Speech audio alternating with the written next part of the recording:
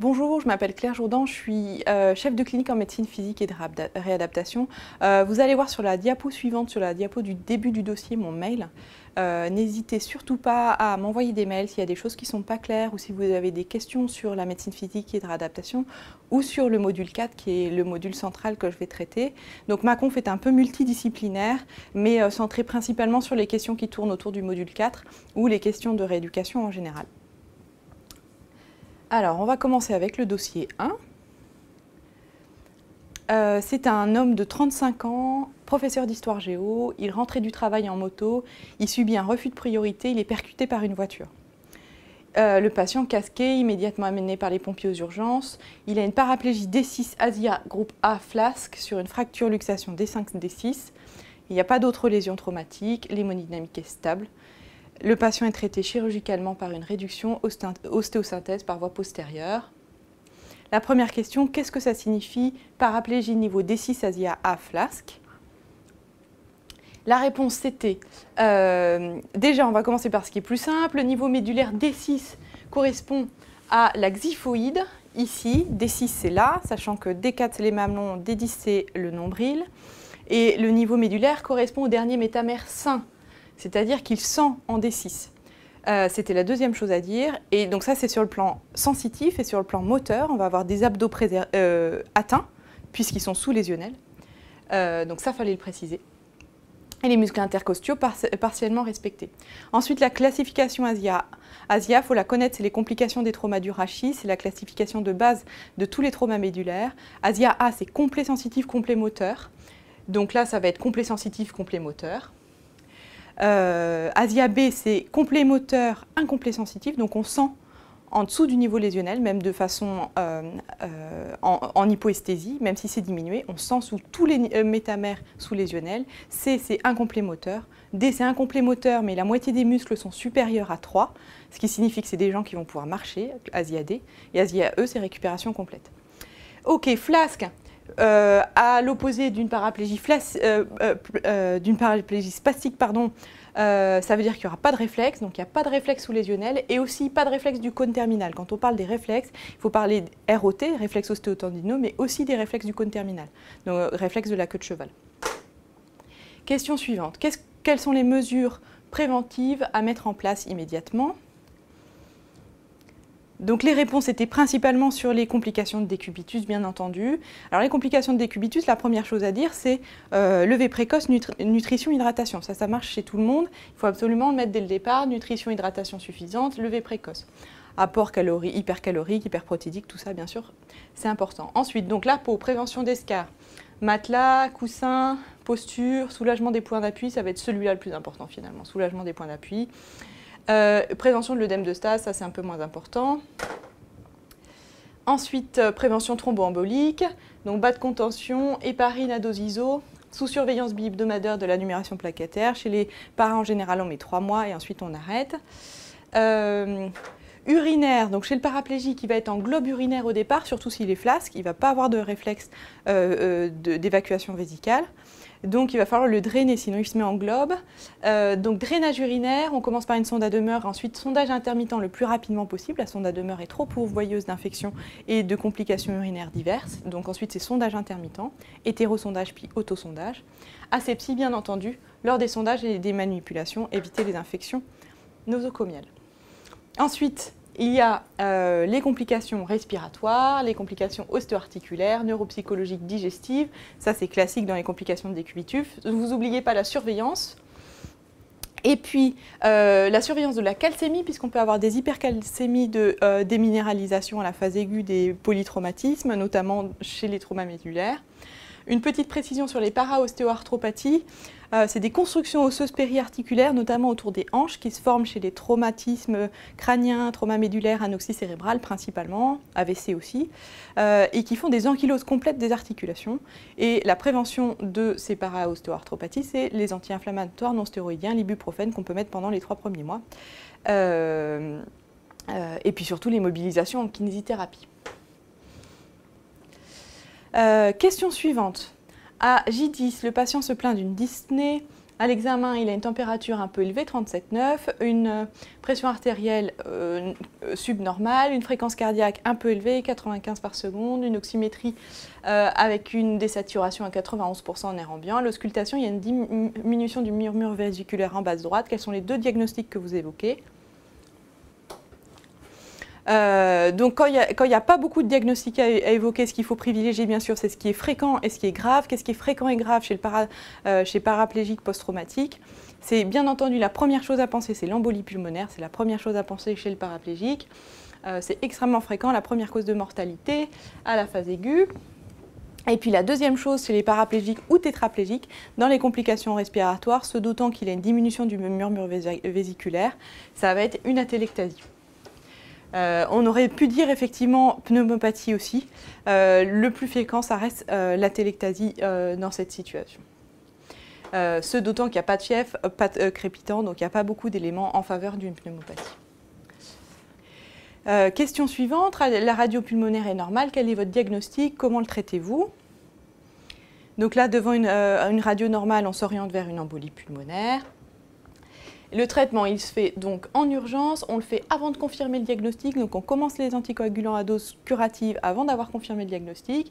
On commence donc par un bilan préthérapeutique, LFS plaquettes, bilan de coagulation surtout, créate si jamais on met des héparines de bas poids moléculaire, il faut avoir une fonction rénale avant. Dans le traitement, il y a bas de contention veineuse, ça c'est pas le plus important.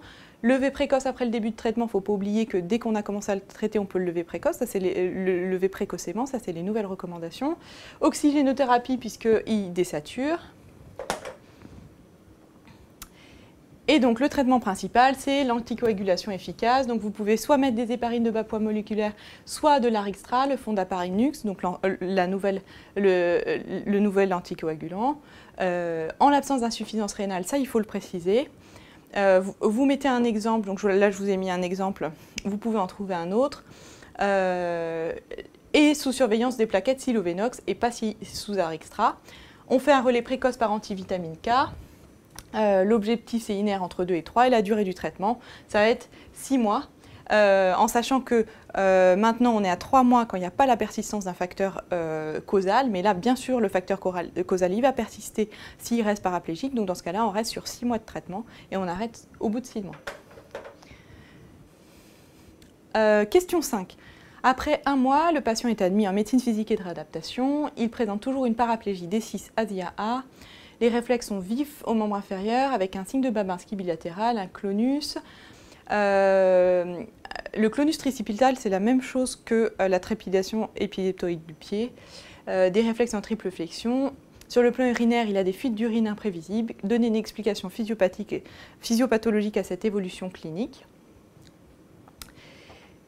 Donc ici, il fallait parler que c'était un syndrome de section médulaire, puisque c'est l'évolution devant un syndrome de section médulaire, avec une première phase qui est la phase de choc spinal qu'on a observée au début avec l'abolition des réflexes, donc la paraplégie flasque. Il avait donc une paraplégie flasque au départ, et puis maintenant on est en phase d'automatisme médulaire, donc ça c'était le mot le plus important, automatisme médulaire, et maintenant il a une paraplégie spastique ou spasmodique. Et dans la paraplégie spastique, d'une part, il y a l'exagération des réflexes dont on a parlé, le clonus, mais aussi l'activité détrusorienne. Donc il faut dire aussi que, encore une fois, la paraplégie flasque, elle s'appliquait aussi au réflexe du cône terminal, au fait que la vessie va être en globe. Ici, la paraplégie spastique s'applique aussi aux réflexes périnéaux et à la vessie avec une hyperactivité détrusorienne responsable de fuite. Après 3 mois de séjour, le patient a beaucoup progressé en autonomie, il n'a pas récupéré sur le plan neurologique, il demande s'il pourra marcher un jour. Comment est-ce que vous annoncez le diagnostic définitif? Donc ça c'est l'annonce d'un diagnostic de handicap, ça fait aussi partie du programme. Les choses principales à savoir, c'est d'abord le cadre, donc vous parlez d'abord du cadre dans lequel vous organisez ça, un endroit calme, en intimité.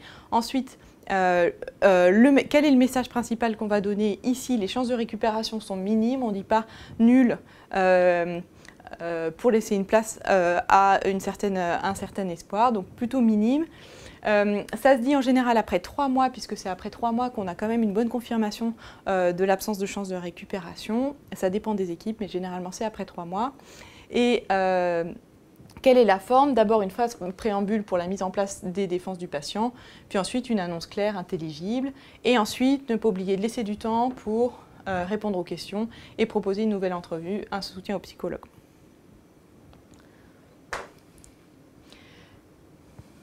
Il y a une des choses qui est importante spécifiquement pour le paraplégique, pour le handicap, pour les annonces de handicap, c'est qu'un des objectifs principaux de l'annonce du handicap, qui est différent par rapport aux maladies graves ou de l'annonce d'un pronostic vital engagé, c'est que ici, l'utilité de l'annonce, ça va être de mettre en place, d'aider le patient à mettre en place un nouveau projet de vie, un projet de vie qui va se faire maintenant au fauteuil.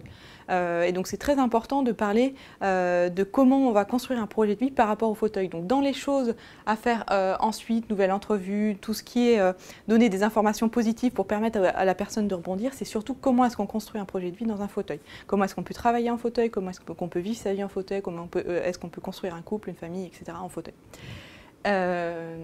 Voilà, question 7. Le patient désire avoir des rapports sexuels, il présente quelques érections réflexes, il ne dure pas plus de quelques minutes. Quelles sont les possibilités thérapeutiques, leurs contre-indications et leurs risques?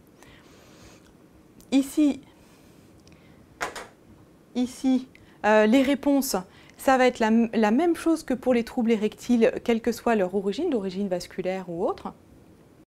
C'est-à-dire que pour le patient paraplégique, la première chose, on dit toujours d'arrêter les médicaments délétères, puisqu'il y a des médicaments qui ont comme effet secondaire les troubles érectiles, notamment les médicaments psychiatriques.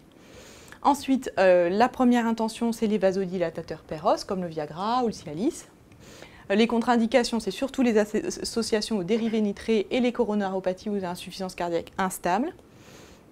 Dans les effets secondaires, il y a des effets secondaires un peu bénins dont il faut prévenir le patient. Et dans les effets graves, c'est surtout les effets coronariens et les troubles visuels. Il faut surveiller les troubles visuels à long terme. Ensuite, les deuxièmes lignes, ça va être les injections intracaverneuses, pareil de dérivés vasodilatateurs. Et le principal problème que ça pose, c'est le priapisme. Donc, c'est contre-indiqué quand il y a une prédisposition au priapisme.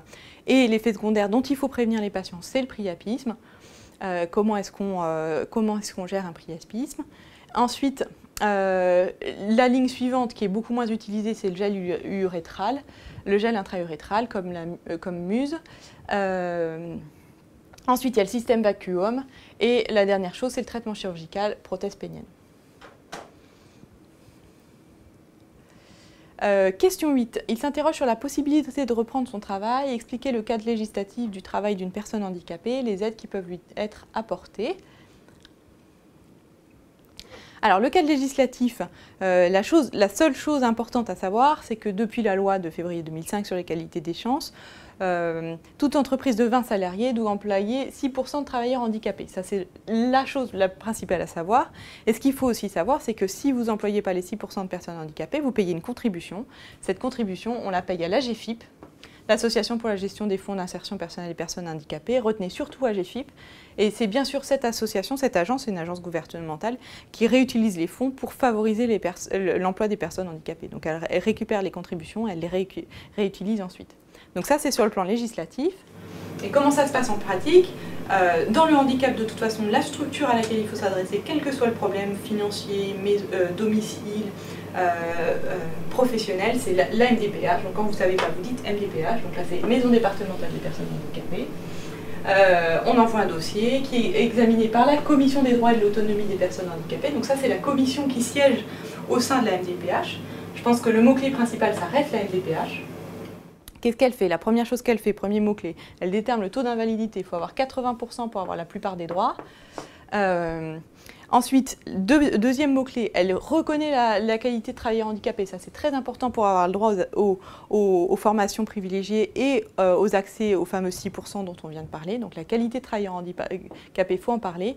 Et elle met en place le projet de vie. En fait, c'est le patient qui détermine le projet de vie. Donc, sur le dossier MDPH qu'il envoie à la MDPH, il raconte quel est son projet de vie. Il y a une section qui est faite pour ça. Et ensuite, en fonction du projet de vie, la MDPH va lui conseiller telle ou telle orientation. À quoi il faut que vous pensiez pour le poste de travail d'une personne handicapée? Il faut penser à plusieurs choses. La première chose, c'est quel est le type de poste qu'il a? Est-ce que ses tâches sont adaptées à son handicap? Donc, aménagement du poste si nécessaire. Deuxième question, Quel est son temps de travail? Est-ce que son temps de travail est adapté à son niveau de fatigue? Est-ce qu'il ne faudrait pas faire du mi-temps ou bien adapter les horaires de travail? Deuxième question. Troisième question, quels sont les locaux? Est-ce que les locaux sont accessibles au fauteuil? De toute façon, dès que vous avez un fauteuil, dès que vous prescrivez un fauteuil, il faut penser aux locaux aussi bien au domicile qu'au travail. Donc ça, c'est la troisième question. Accessibilité des locaux. Et quatrième question, comment est-ce qu'il fait pour y aller? Donc voilà, il y a 4 questions à se poser et à poser au patient. Comment est-ce qu'il va faire pour y aller? Et ça veut dire aménagement du véhicule. C'est financé par la MDPH, bien entendu. La MDPH va lui fournir un macaron pour le stationnement. Ou bien alors, s'il y va en transport en commun, il faudra lui donner une carte d'invalidité. En fonction de vos capacités d'aménagement du poste, bien entendu, il pourra être reclassé à l'intérieur de son entreprise ou un reclassement professionnel au sein d'une autre entreprise après une formation si c'est nécessaire. Je pense que c'est l'essentiel de ce qu'il faut que vous sachiez sur le travail d'une personne handicapée. Question 9. Beaucoup plus tard, il revient vous voir en consultation. Il a repris son travail. Maintenant, il est gêné par des douleurs d'épaule droite lorsqu'il écrit au tableau.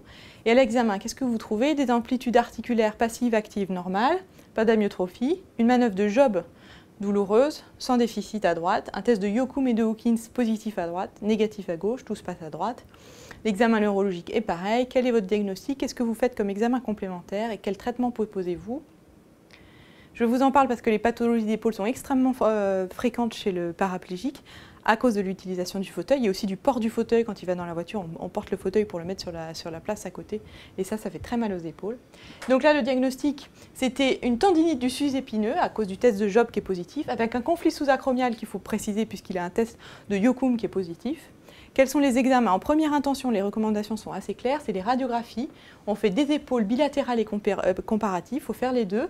Il faut faire une face avec les 3 rotations d'épaules pour pouvoir voir les différentes calcifications tendineuses et un profil de coiffe, un profil d'épaule qui permet de voir l'espace sous-acromial, voir si l'espace sous-acromial est diminué, c'est-à-dire qu'on peut avoir une pathologie de la coiffe qui est coincée entre l'espace entre l'acromion et la tête humérale, la distance sous-acromiale.